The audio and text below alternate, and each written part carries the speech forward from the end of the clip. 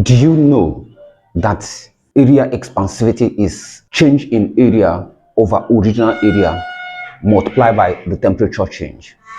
Take for instance, we have original area as the thick line.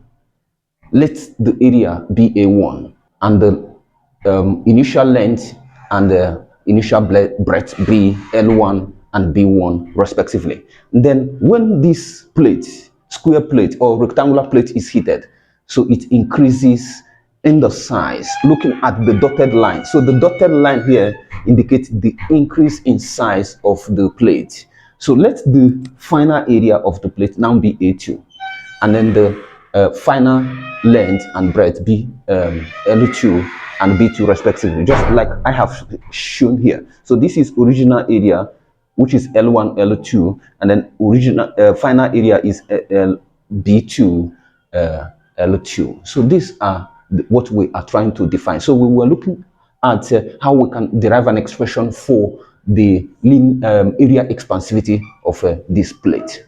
Now, from the definition of the area expansivity, we already know that it is what? Change in length over original length multiplied by the temperature change. So, which can be shown mathematically as A2 minus A1, which is the change in area multiplied by the original length and then change in temperature. So, we represent area expansivity as what? Beta.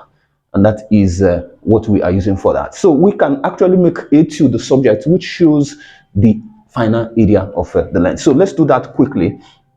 So we can have A2 minus A1 is equal to beta A1 change in theta, change in theta, change in theta. So this is it. So making A1 the subject. So we A2 the subject, we have A2 is equal to A1 plus B A1, then change in theta. So let's use delta theta as the change in theta. Okay, yeah, so that we can actually factorize A2 is equal to A1 bracket 1 plus beta change in theta. So this is what the final length of the plate will look like when we make A2 the subject. Now let us now look at a situation where we will be expressing this using the other method, which is the area of the rectangle. Now, in that case, we are going to see that original length is this, original area is this, and then the final area is this. Now, let us look at the final area. Expansivity, we found that change in length is L2, which is L1 bracket 1 plus alpha change in theta. Okay, and then we found that the change in breadth is equally B1 bracket 1 plus alpha change in theta. So this, you can see that here is the final length, and then this is the final breadth, just like we have it here, L2 and then B2. So we are going to now substitute this into the equation of area, so that we can get the expression for A2. So here A2 now is going to be substituting this L2, which is now L1 bracket 1 plus alpha change in theta, then multiply by B2, which is B1 bracket 1 plus alpha change in theta. So this is it. So expanding, we can see that A2 is equal to L1 B1 brackets.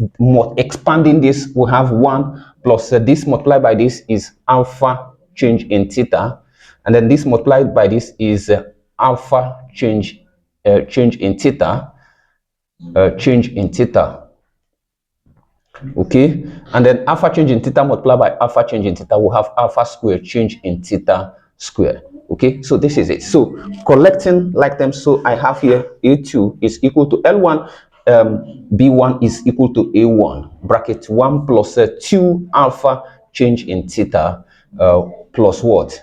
Alpha square change in theta square. So this is it. So since linear expansivity is very small, so we can actually remove this, and then we have A2 is equal to a1 bracket 1 plus 2 alpha change in theta. So, and this is the expression for the final area using the length times breadth. So when you compare this equation, the equation here, and then this equation, so you can understand that the difference is that there is a beta here, and then there is 2 alpha here. That's the difference. So what that means is that beta is equal to 2 alpha, and that is what we are trying to generate. So we